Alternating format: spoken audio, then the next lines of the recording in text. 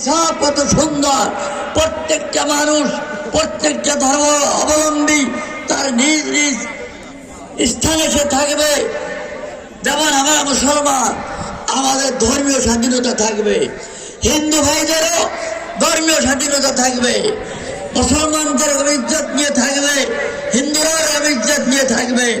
মুসলমানদের নারীর যে ইজ্জত হবে, হিন্দুদের নারীরও সেই ইজ্জত হবে। সবচেয়ে বড় কথা একটা আমাদেরকে ঢুকা দেওয়া হইতেছে, যেই দেশে যদি এলমে দ্বীন শিক্ষা করা ফরজ, নারীদেরও ঠিক সেরকমই ফরজ। পার্থক্য শুধু এতটুকু হবে, সব শিক্ষা থাকবে না, যার কারণে দর্শন হয়, লুটপাট হয়, ইজ্জত নষ্ট হয়। ইনশাল্লাহ সব কিছুর বন্ধের ব্যবস্থা করা হবে। পুরুষদের শিক্ষা পরিষ্ঠান ভিন্ন থাকবে, নারীদের শিক্ষা পরিষ্ঠান ভিন্ন থাকবে। ওখানে পুরুষরা পড়াবে, এখানে নারীরা পড়াবে। তাদেরকে বড় শিক্ষায় শিক্ষিত বানানো হবে, ডাক্তার বানানো হবে, ইঞ্জিনিয়ার বানানো হবে। কারণ নারীদের চিকিৎসার জন্য নারীরাই খুব সুন্দর, কিন্তু এখন সেই ব্যবস্থা আমাদের দেশে নাই। ইনশাআল্লাহ ইসলাম আসলে সেই ব্যবস্থা আপনাদের জন্য করা হবে। এবং এই দেশের উন্নয়নের জন্য যেসব বাজেট হবে, সেসব বাজেট ঠিকভাবে সেই জায়গায় খরচ হবে, কোনো লুটপাট ইনশাল্লাহ হবে না। এটা আপনারা নিশ্চিত করে রাখবেন। মিথ্যা মামলা হবে না, কায়দা আইন হবে না, মিথ্যা কারো উপরে জুলুম অত্যাচার করা হবে না, ধর্ষণ বন্ধ হবে, ইনসাফ কায়েম হবে। প্রত্যেকটা মানুষ তার নিজ নিজ সম্পদ নিয়ে, নিজ নিজ সম্মান নিয়ে এদেশে বাস করতে পারবে।